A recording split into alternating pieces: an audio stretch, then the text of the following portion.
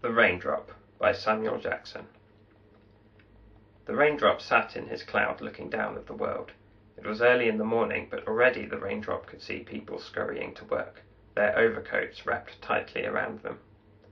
The Raindrop looked to his left, and then to his right. All he could see were rows and rows of his companions, all waiting with anticipation inside their grey clouds. "Are you all ready?" rumbled a voice from the back of the Raindrop's own cloud. "Right. On the count of 3, then," the voice continued to boom. 1, 2.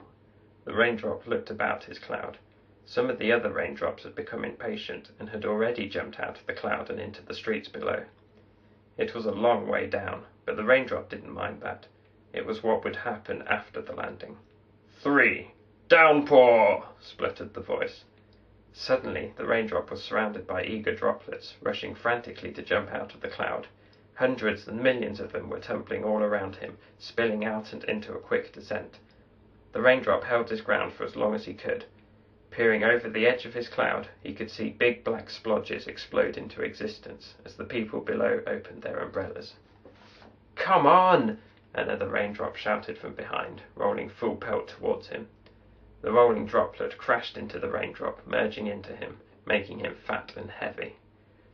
The Raindrop wobbled on the edge for a moment, just managing to stay in the cloud, but his new, bigger size only allowed a few extra moments before he felt himself creep over the point of no return and tumble backwards into the sky. The Raindrop fell at a slight angle, for the wind had decided to work at the same town and time as the rain clouds. Down and down he went, heading straight for the head of a young brunette, a nice soft landing for sure. The droplet was just about to land when, without warning, BAM! An umbrella exploded in his face. There had been no time to change his course as he thundered into the umbrella's taut nylon fabric and ricocheted several inches into the air before exploding on the ground below the woman's feet. The impact had returned the Raindrop to its original size, and he now felt himself dribbling along a decline. He looked around to see where he was heading, and suddenly broke into a panic at what he saw.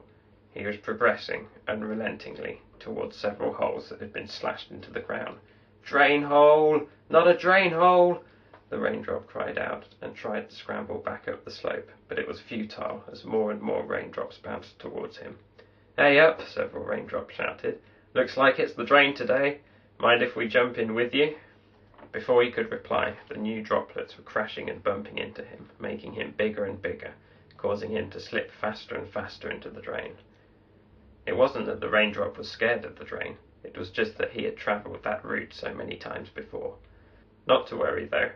He was never quite sure where it would end up. Plop! The Raindrop had slipped through the drain holes and into the wet and dark tunnel. It was filled with Raindrops, some of whom he had never met.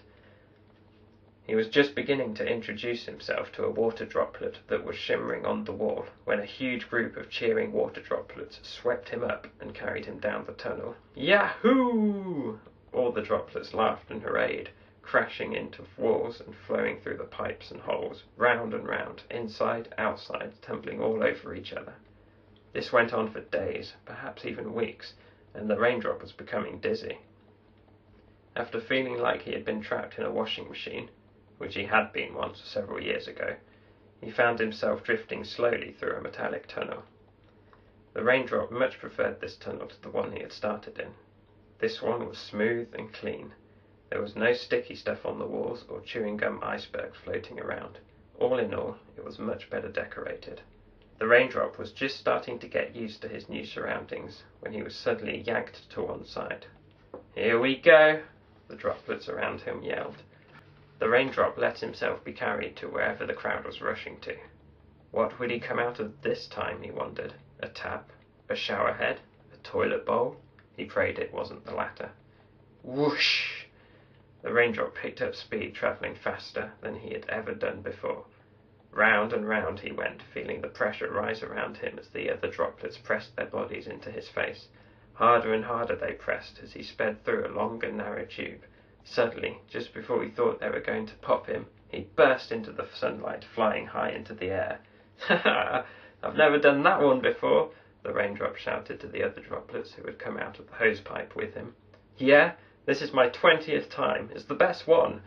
Much more fun than ending up in a toilet bowl, a veteran droplet called out as the raindrop landed on a leaf. The raindrop sat on the leaf, bathing in the sunlight. This is the bit of the adventures he liked the most. Over the next few hours he would get sucked up into the sky by the sun's warmth, back home and into a new cloud, ready to do it all again.